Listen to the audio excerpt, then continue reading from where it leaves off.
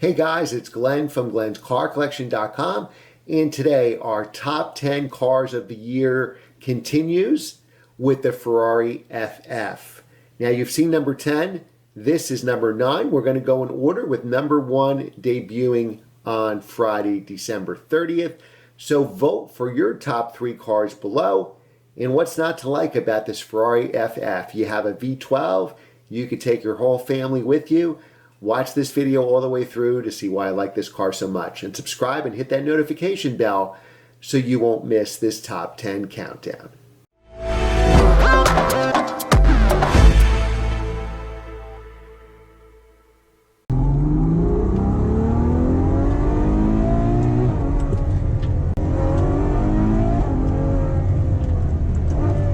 Hey guys, it's Glenn from glenscarcollection.com, and today we're driving one of my dream cars, the Ferrari FF. So that's front engine, V12, all-wheel drive. It is the fastest four-seater in the world, or at least when it came out. And I've never driven one, so I'm so excited. This is one of my dream cars. As you know, I had a Z3 M Coupe, a BMW clown shoe. To me, this has always been the Ferrari clown shoe. Now, you can take 4 people in this car. It's got a pretty decent back seat, which we'll go over in a minute. Ceramic brakes, naturally aspirated V12. So 6.3 liter V12, which we'll look at it in a second. And I'll go over the horsepower and torque figures. So beautiful interior. I like the color on this car. All Ferrari should be red. Beautiful interior with all the controls. We'll go over the steering wheel in a second. We have 2 keys here. Special thanks to DCH Acura for providing the car in Verona, New Jersey. So we have both keys, the Ferrari keys here. We have unlock, lock, and opening the trunk button.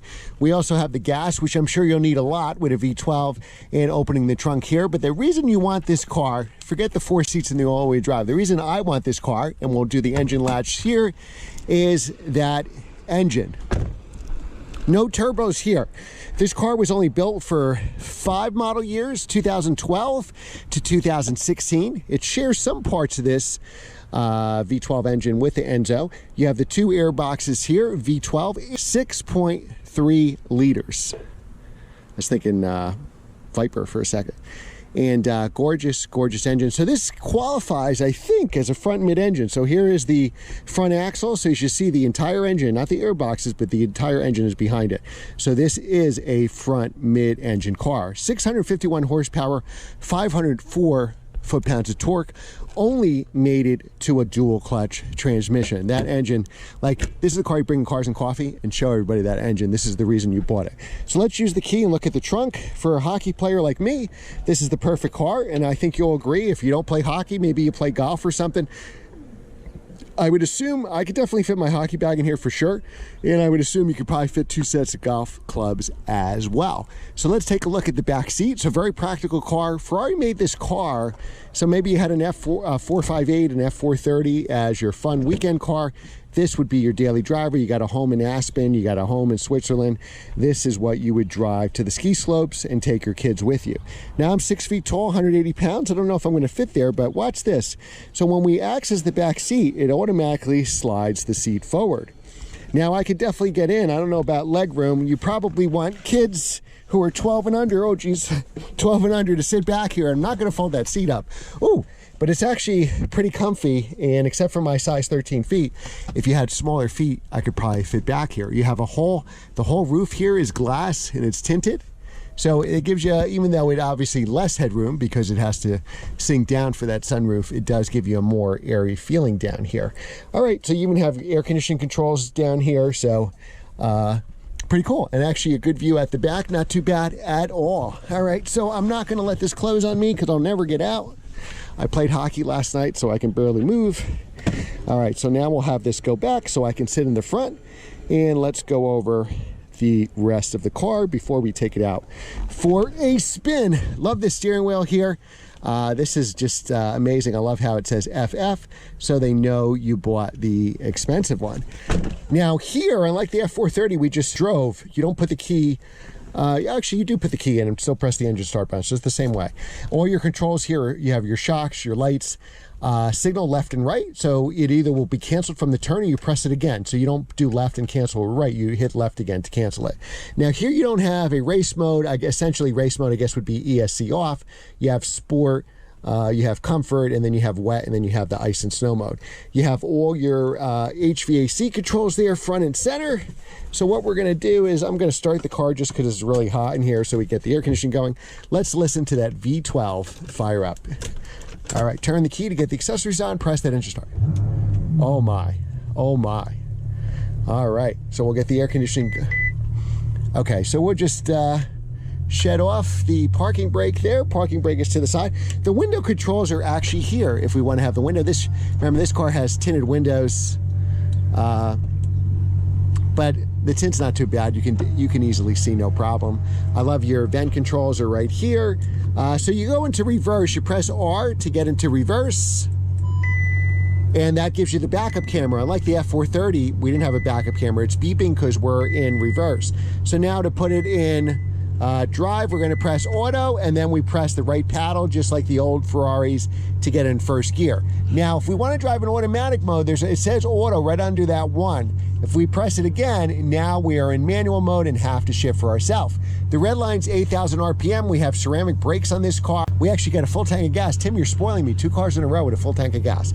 All right, so let's drive the car. What are we waiting for? All right, so we're going to drive it in manual mode, sport. Checking our mirrors. Our mirror control is in a normal spot. You got nice pedals down there. All right, so let's see. Let's put this torque to good use. This was always my dream Ferrari because it was one of the cheapest Ferraris, and I thought it was affordable, and you can't go wrong with a V12. I could take this signal off. But now they're quite collectible. And again, they only made them for, sounds good, for 5 model years. It's a heavier car, 4150 I think is the weight. So it's not as nimble as, say, an F430 or one of those cars. They're probably about 3,200 pounds, so significantly heavier. But remember, you have all-wheel drive, and the all-wheel drive uses multi-plate clutches, and there's torque vectoring going on, so it's actually weighs the least of any all-wheel drive system. Now we're going to have the shocks and comfort just because New Jersey roads are incredibly bumpy. This car definitely pulls. You can feel the torque from that V12. You're not really getting a low down punch because it is not turbocharged. So if you're used to turbocharged cars, you may be a little disappointed. You really got to get the revs going in this car to get all that power. So we'll downshift to second here. We're in sport mode, so it does the downshifts. I'll call them a little more visceral. Now there it kept us in the second. I guess it won't put you in first unless you're totally stopped. Now, if you look in the rearview mirror, like mid-engine Ferraris, you don't actually see the engine. You can see your kids in the back seat. All right, so immediately you get some pull. We'll go up to some curvy roads up here where we'll test the handling, weight, and acceleration. This has always been like my dream Ferrari. I think my dream Ferrari was Rob Freddy's 488 Spider, and I've driven a couple 488 Spiders on the channel. They're still like 380, 400,000. So I kind of changed my dream to this, because you could take the kids with you, your significant other, and have a great time. Excuse to drive the car if you could bring people with you, right? So we're gonna stay in second gear here. The engine's nice and warm. We get some shift light buttons coming up. Ceramic brakes really bite. I just touch it a little bit and I feel like my head would go through the roof here. All right, they'll give it a little bit of acceleration here.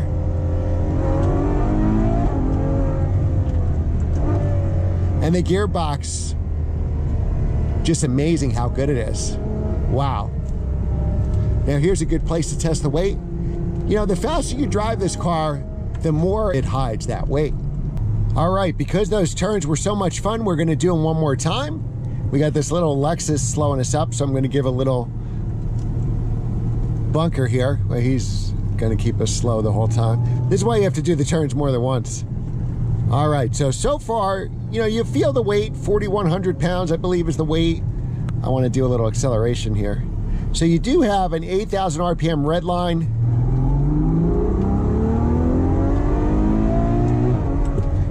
The shift lights come as you approach that red line. The V12 just has gobs and gobs of torque.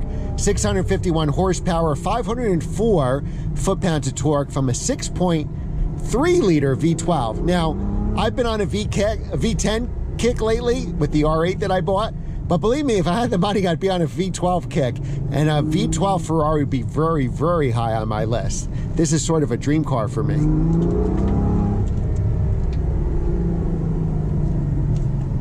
All right, we'll finally get this guy out of our way. You have so much torque. I mean, you can leave this car in probably fourth gear and be fine. I'm doing it in second for you guys.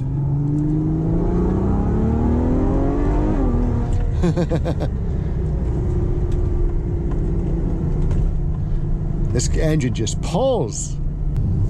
All right, so now I've been driving in an auto mode, and at 30 miles an hour, it had us in fifth gear, obviously to save gas mileage. Gas mileage is not going to be great for this car. So what are my thoughts, and would I buy it over a 458 or 488? I love this car. I see it more as a daily driver. So to me, it's a Panamera competitor, maybe even a Panamera Gran Turismo competitor. Certainly not a Taycan competitor, but it's very smooth, it's fun to drive, it's fast, very comfortable. The interior here is absolutely gorgeous. Let's go back into manual mode. And I think you should own this car, just like, so I say for Porsches, if you want to own a Panamera or a Cayenne, you should have a 911 Boxster Cayman first. So have the sports car experience, and then you like it so much that you get the, you know, the all everyday driver experience. I don't think you should have a Cayenne and have no other, say, 911 Cayman Boxster in your garage. So I love this car, but I feel that you really need to experience one of the nimble Ferraris, and I can't afford a 458 or 488, probably never will. This car is probably more affordable than those cars by far in today's market, certainly.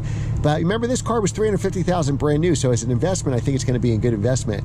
Though they depreciated a lot back in the day when they were new, that first year depreciation was like 100 grand. Because they have so many things going for it, all-wheel drive, a four-seater, a naturally aspirated V12, shared parts with an Enzo, engine parts, that I think this will exceed that 350 one day. When? It may take 10 years, it may take 20 years, but I don't think you could buy one of these cars and lose money. So I would buy it from an investment perspective. If I was looking for like a weekend car, though, Cars and Coffee with the V12 and just being the clown shoe, I think it would certainly attract a lot of attention at Cars and Coffee, especially in a color like this, in red.